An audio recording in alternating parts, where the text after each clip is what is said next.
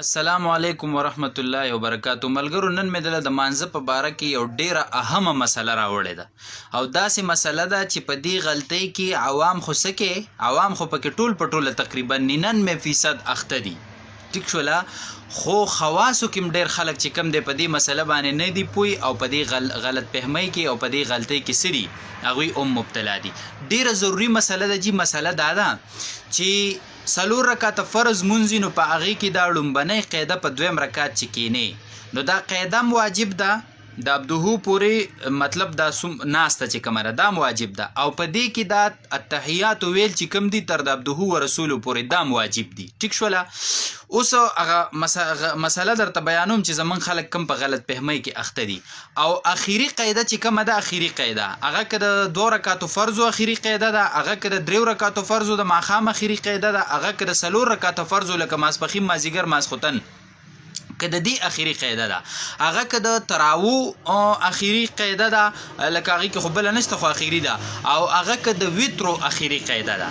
نو دا اخیری قاعده په قدر د تشهد لکه د عبدهو پورې مونځ چې پکې ویل شي دومره ناسته دا فرض ده، دا قاعده دومره دا فرض ده. او په دغې کې چې دا کومه التحیاتو ته وې تر د عبدهو و رسولو پورې نو دا پکې واجب ده. نو ګوره په دوانو قاعدو کې که وړه قاعده ده او که اخیری قاعده ده، په دې کې دا التحیاتو تر د عبدهو و رسولو پورې لوستل دا واجب دي.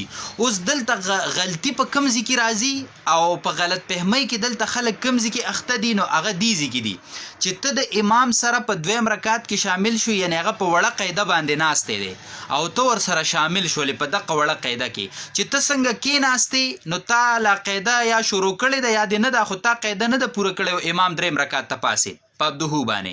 نو دغه ځای کې دا خلک ډیره غلطي کوي چې ډایرکټ د امام سره پاسي.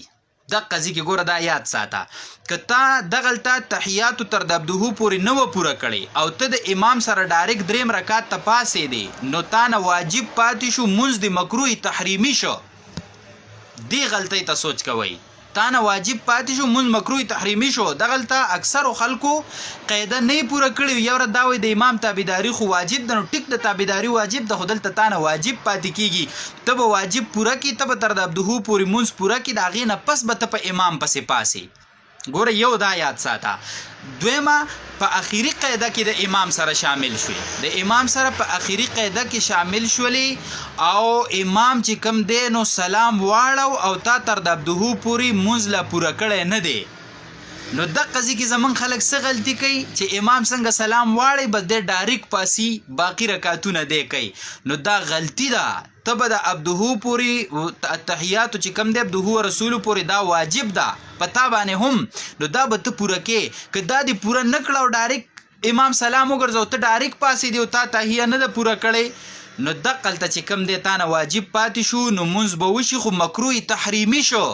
دا ډېر غټ نقصان دی، واجب په مانځه کې پاتې شو، واجب پاتې شو، مونځ مکروه تحریمي وګرځېد. ګوره دا مسله برای کرم دې کې عوام 99% اخته دي، الا ماشاءالله که چېرته څوک بعضې ډېر د علماو سره ناست دی او مسلې زده کړي، او خواص چې کوم دي علما خو نه علما خو پوه دي په دې مسله، خو بعضې هغه خلک چې هغې خواص ګڼل شي نو هغوی هم په دې غلط فهمۍ کې څه دي مبتلا دي. موږ اکثر ګورو نو دې مسله کې هغوی ډېره زیاته غلطي کوي. نو برای کرم په خپل هم دا زده کوي، او دا چې څومره تاسو نه شیر کېږي نو ګوره ډېر په ګڼ تعداد کې شیر کوي او ملګرو ته ورسوئ، او داسې په وینا کې ملګرو ته ووایي چې څوک فیسبوک او موبایل نه یوز کوي نو ملګرو سره هم دا مسله شیر کوي او په دې خبره باندې پوه کوي چې که د چا په مانځه کې دا غلطي راځي نو چې هسې نه دا د غټ نقصان سره دی مخامخ کېږي، نو چې الله یې بچ کړي، تاسو ته په الله اجر درکوي. وصلی الله علی النبي.